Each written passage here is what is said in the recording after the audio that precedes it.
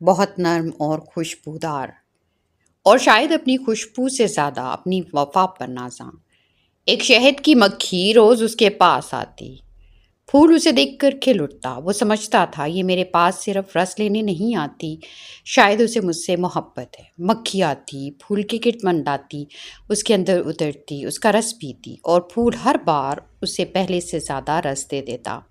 سردیوں کی راتیں آئیں، ہوا میں برف جیسی ٹھنڈ تھی، دوسرے پھول سکڑ کر بند ہو گئے تھے، مگر یہ پھول اپنی پنکھڑیاں کھولے رکھتا۔ وہ سوچتا، اگر میں آج بند ہو گیا تو میری مکھی بھوکی رہ جائے گی۔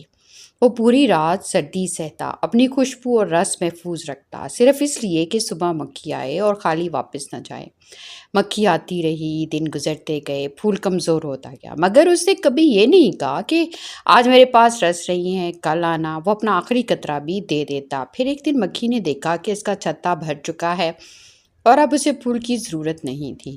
وہ آئی، پھول پر بیٹھی اور پھر ہمیشہ کے لیے اڑ گئی۔ پھول دیر تک اسے دیکھتا رہا۔ اس نے پہلی مرتبہ سوچا، کیا یہ محبت تھی؟ ہوا نے آ کر جواب دیا، نہیں، محبت میں کوئی تمہیں صرف اس وقت نہیں چاہتا جب تمہارے پاس دینے کو کچھ ہو۔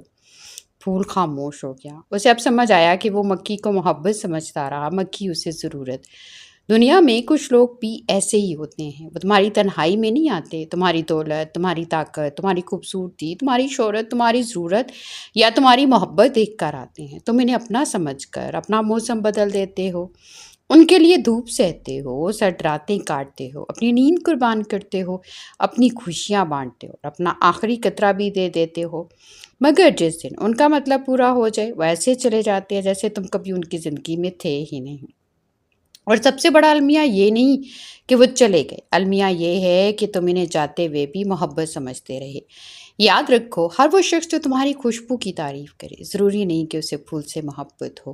کچھ لوگ صرف رس کے شوقین ہوتے ہیں اور کچھ لوگ ایسے بھی ہوتے ہیں جو پھول کے مرجھانے تک اس کے ساتھ رہتے ہیں۔ فرق صرف اتنا ہے، ایک تم سے فائدہ اٹھاتا ہے، دوسرا تمہیں چاہتا ہے۔ اور محبت کی اصل پہچان یہ ہے کہ جب تمہارے پاس دینے کو کچھ نہ رہے تب بھی کوئی تمہارے پاس بیٹھا رہے۔